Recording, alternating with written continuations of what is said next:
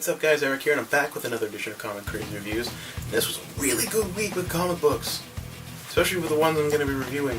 And we're just going to get right into this. I'm going to start off with Scarlet Spider, number 21. The Return of Ben Reilly? Wasn't he dead? Isn't Ben Reilly dead? And honestly, I'm not mad about this, because Ben Reilly was one of my favorite characters back in the day before he died. I thought it was pretty awesome. Peter Parker clone, had a cool costume, was a Scarlet Spider. I liked him, he was cool. And this issue was actually good, and there's aspects of this issue where I've always complained about Kane with the whole I'm not a hero thing. So there's a scene in this in which he attacks a pedestrian because the pedestrian's like, oh, having a bad day, hero? And Kane just like, I'm not a fucking hero, and kicks the guy's car across. Then he gets punched in the face, and this is when Scarlet Spider, or real Scarlet Spider Ben Reilly shows up. And starts fighting, saying, hey, you stole my name, you tortured me, how dare you think you could become a superhero? You're not me, I'm Ben Reilly, motherfucker. I'm badass. But all good things must come to an end, I guess, and I recommend reading this issue. I don't want to spoil anything with these books that I'm going to be reading, because when I read them, I'm like, holy crap, this is pretty cool, or holy crap, this is a disappointment. But definitely read this issue. If you're a Scarlet Spider fan, even if you're a Ben Reilly fan, you'll probably enjoy it. It's a cool fight scene, you know, it's a good story. It's kind of like almost like a mystery story, because there's something else happening on the side where someone's attacking other people, and you're like, hey, what's going on here? This is kind of weird. So definitely pick this up. I'm actually giving this a 4.0. Next up is Teenage Mutant Ninja Turtles number 25, and this is another holy shit moment. Like, the artwork in this, I just can't get over the artwork in this Ninja Turtles book right now, which is really fantastic. I mean, if you're not reading it, you better start reading it. There's no reason for you not to be reading this. This is pretty much everything anyone can love. In Ninja Turtles, you got kind of like the 80s cartoon in here. You have the movie stuff in here. You pretty much have every incarnation of Ninja Turtles rolled into one, and you get this. You get Ninja Turtles number 25 from IDW, and this is fantastic.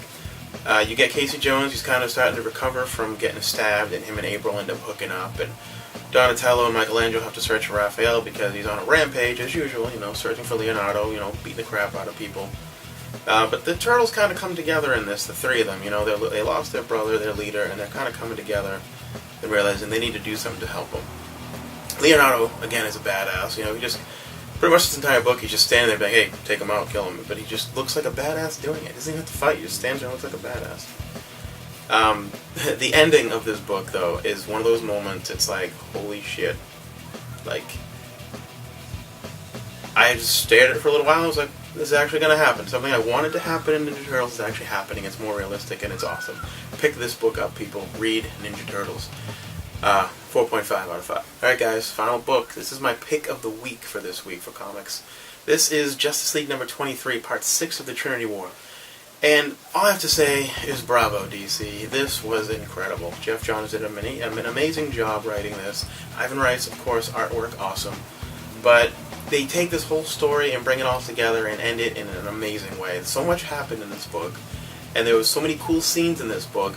There are 2 full pages of just a splash page. You have to flip it upside down to read it, and it's just a giant page. One of them is Constantine literally being attacked by everyone because everybody wants Pandora's box. They all are fighting each other for it. And that's what we've seen in Trinity War. It's like, why is everybody fighting each other? They're all being influenced by Pandora's box and fighting each other and trying to get it. The guy who's had the hat this whole time, and no one really knew who he was, he's the outsider. And Pandora's box is actually a doorway into his world. And his world is a world of just evil.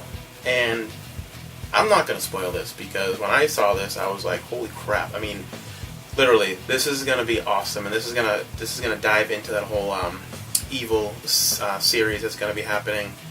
And it's just awesome. You have to read this book. If you've been reading these, if you read anything, if you like superheroes, read this book.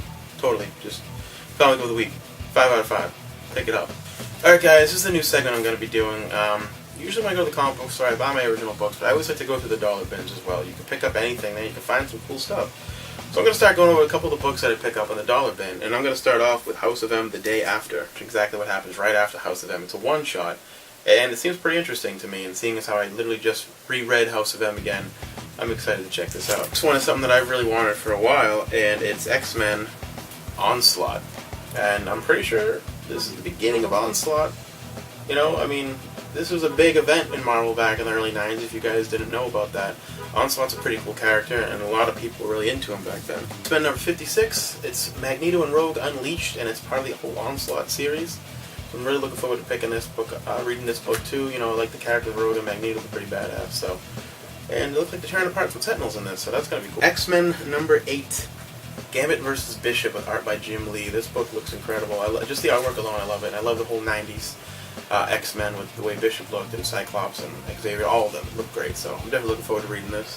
When you go to your comic book stores, check out the dollar bins, because you can find some treasures in there that you might not know that existed. So. Alright guys, with that being said, this has been another edition of Comic Crazy Reviews. Don't forget to check out bkbn.net for all your news, reviews, and more, and I'll catch you guys next time.